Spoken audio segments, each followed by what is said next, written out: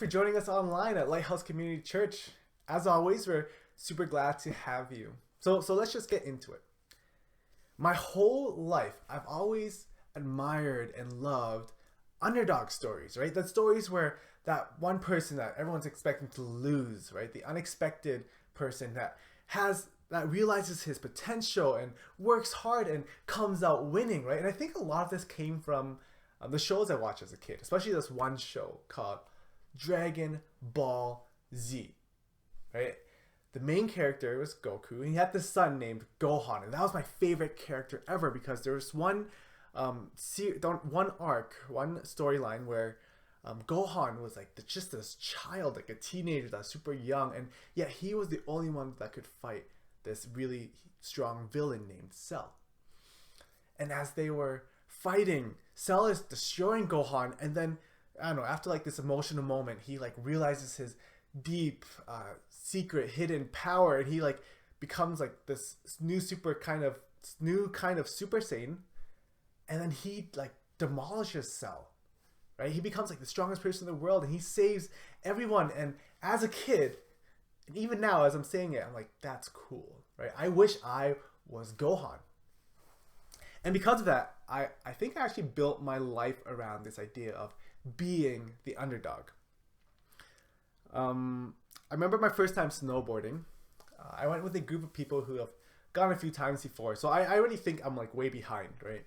So when I get to the hills, the first thing I do is I leave the group, I go to the bunny hill, and I spend half a day there just by myself doing the bunny hill as much as I can, trying to learn this skill called carving, which is kind of like transitioning between leaning on your heel and toe to kind of make this S shape moving around. Anyways, I did it.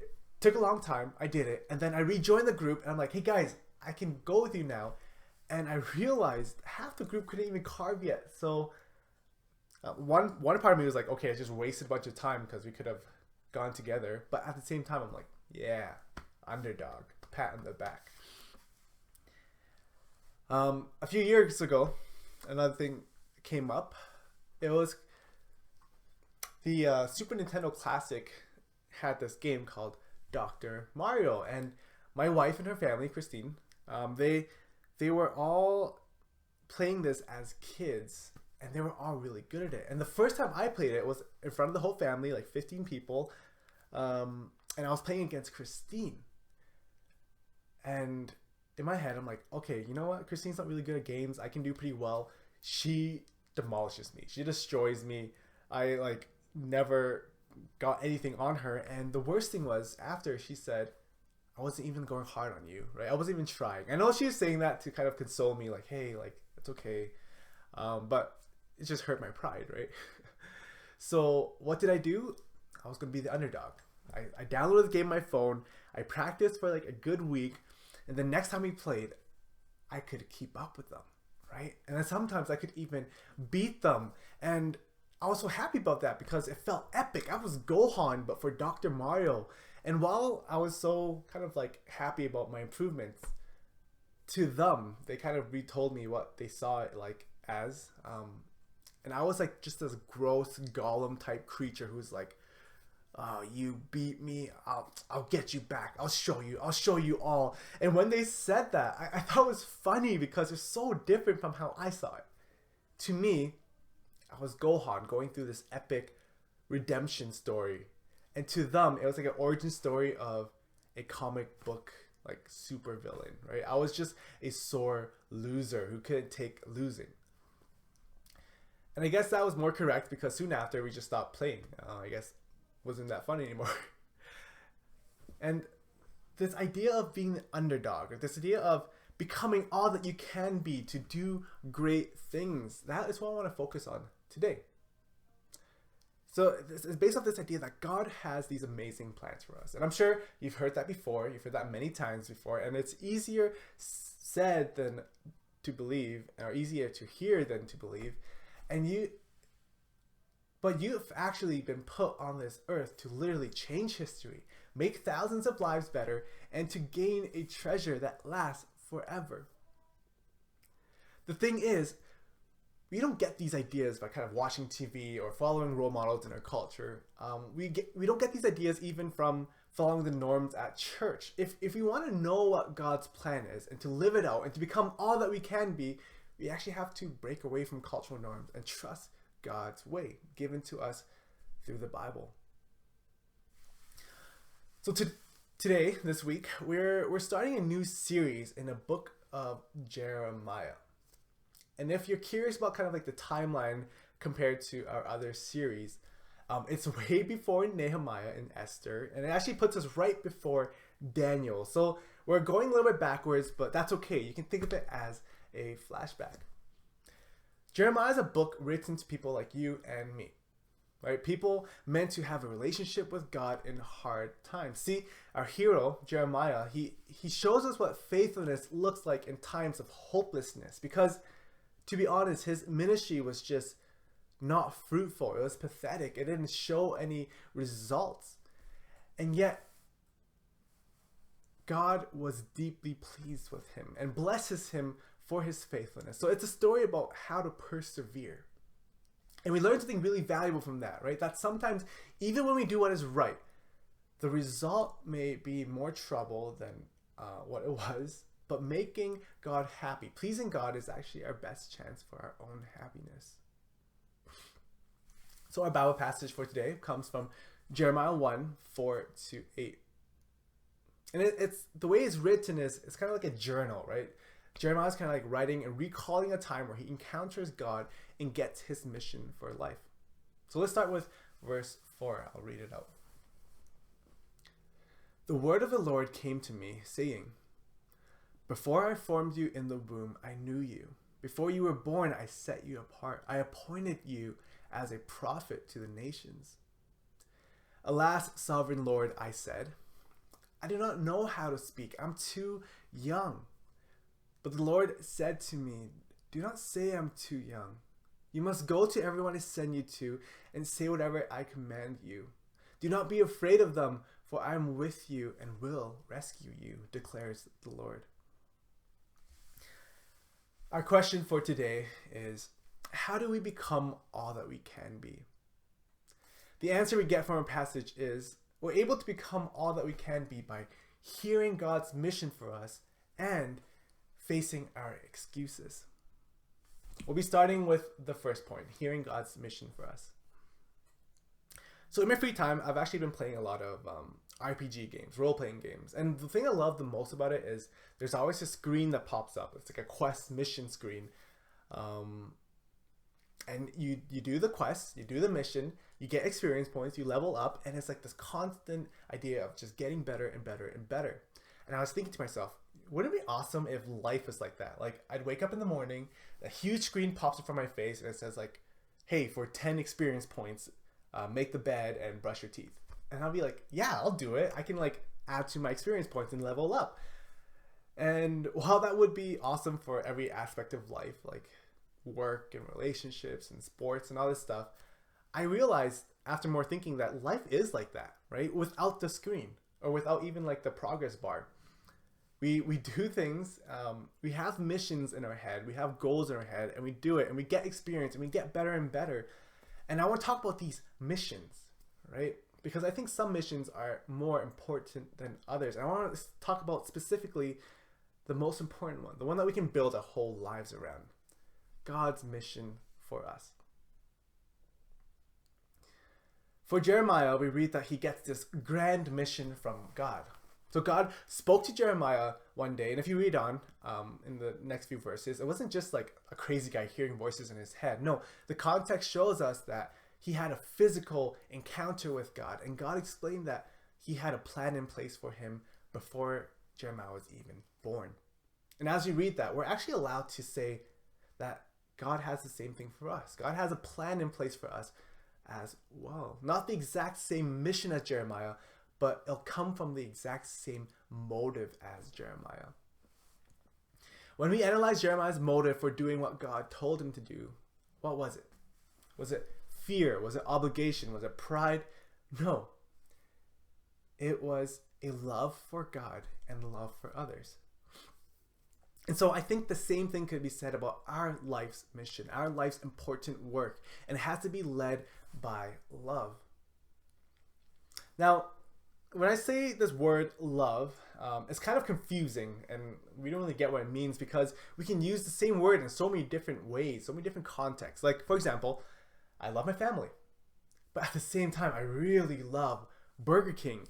And it's like, does it mean I love Burger King more than my family? Well, no. It's like, I'll just say it's a different kind of love, but no one explains that. Or I love RPG games, but at the same time, I'm to love Jesus. How do we make sense of this word love? Well, biblical love means actually loyalty to God, right? And a dedication to his cause. So I'll apply that in a few different ways so we kind of get like an idea of what this love is. First off, I just want to say it's way more than that like typical romantic love where it's like, oh, I'm so in love and I can't live without this person, and it's just purely emotional, right? To do things for someone because you love them and not because you like it, I think that is a deeper love than just like falling in love. I think of the first person who has ever loved me, my mom. Right? In my teenage years, we always got into fights like all the time.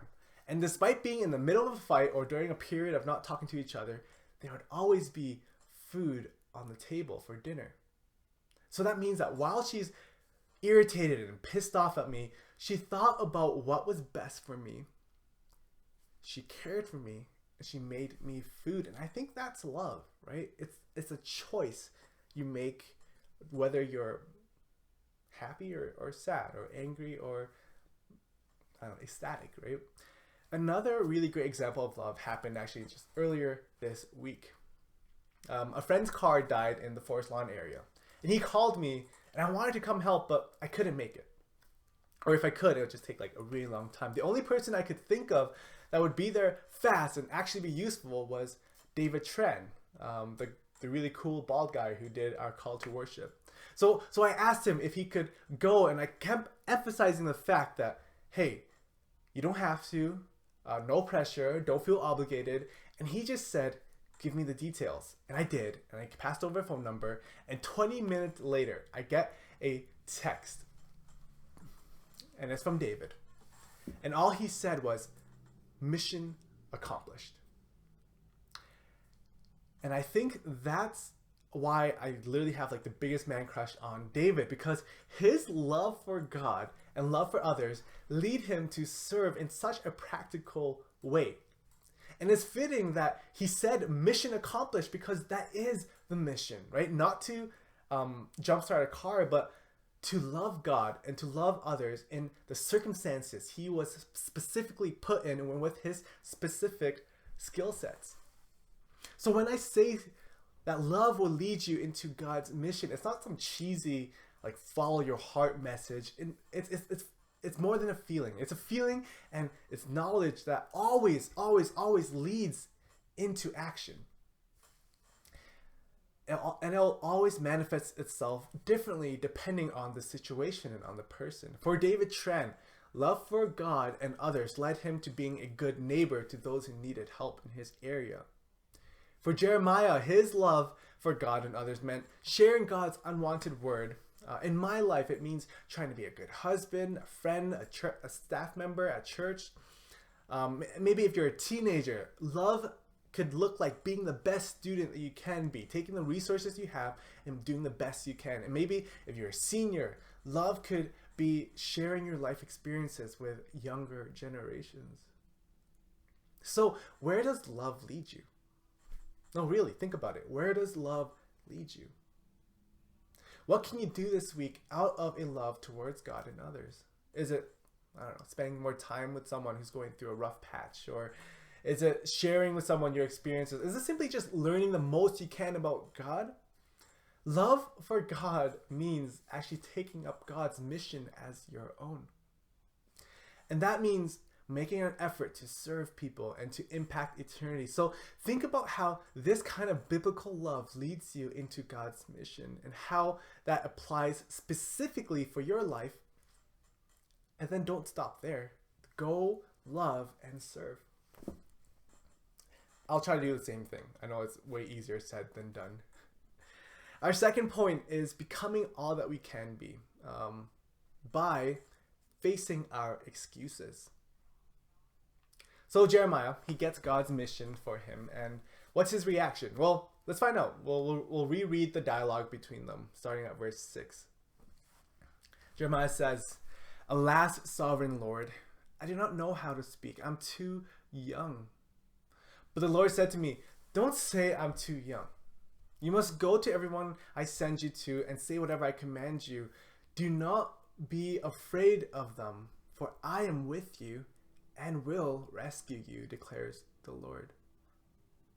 So the first thing Jeremiah does when he gets his mission, he throws out excuses.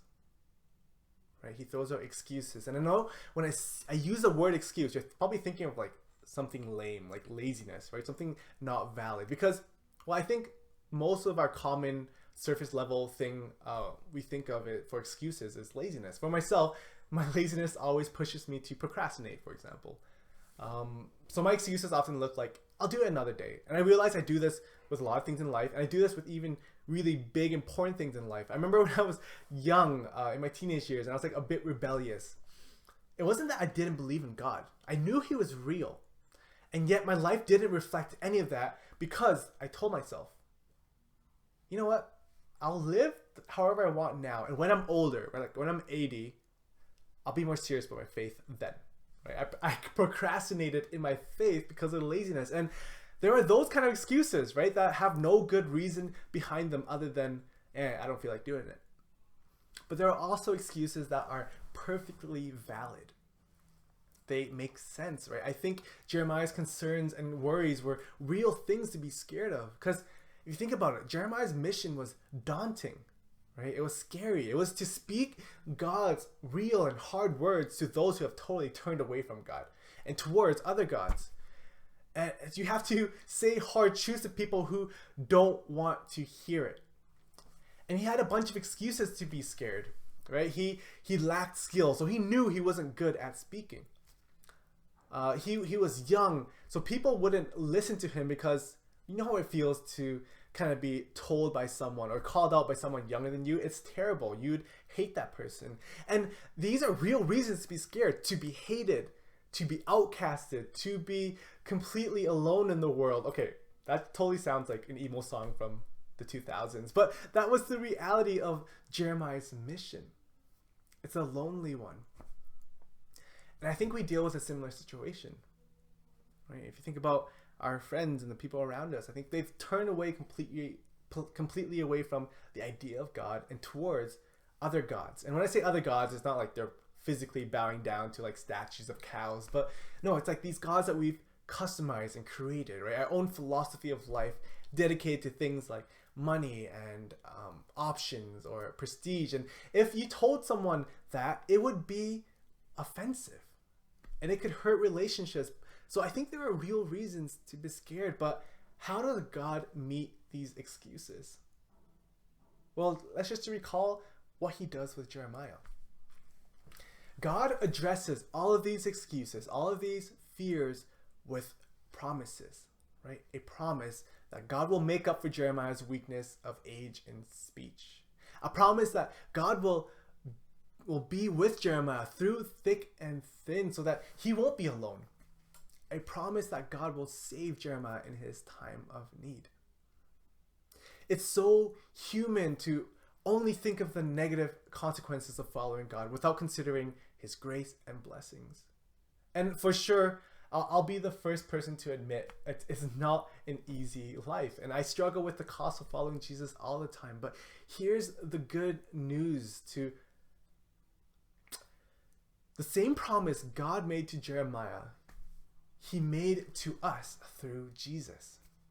Right? Matthew 28, Jesus said that he'll be with his disciples until the end of the age. So it's a promise. It's a promise that he'll be with us. And how do these promises help us face our excuses? These real excuses, these fake excuses? Well, it's because we know that Jesus' way is the best. That's one of his promises. And we know that he's all powerful. That's his character. And I imagine it like this. So let's just create some random scenario. Let's say I'm put into a basketball league in Calgary, like CSSC or something, and I'm scared, right? Because I have to play the best team eventually. And I have every reason to be scared because I don't play basketball, and the number one team is really good. But what's the equivalent of Jesus saying he'll be there with us? Well, it's the equivalent of having like LeBron James and Steph Curry, James Harden, and the Greek Freak, all on my team saying they'll be there for me to face the CSSC Rec League team. And all of a sudden, it's like I'm playing children, right? I have nothing to be scared of because even though my abilities are still not the best, I know my team will win because the promise, it changes everything. When things get tough for me in my ministry and work, there are certain promises that I always lean on, right? That God will provide for me and my family, and that I'm the winning team with God. See, if you know the promises of God and you think you can trust it, you can face your excuses head on. And not gonna lie, it's hard following Jesus, but yeah, it's definitely the hardest thing I've ever done by far. But the promises of God make it worth it.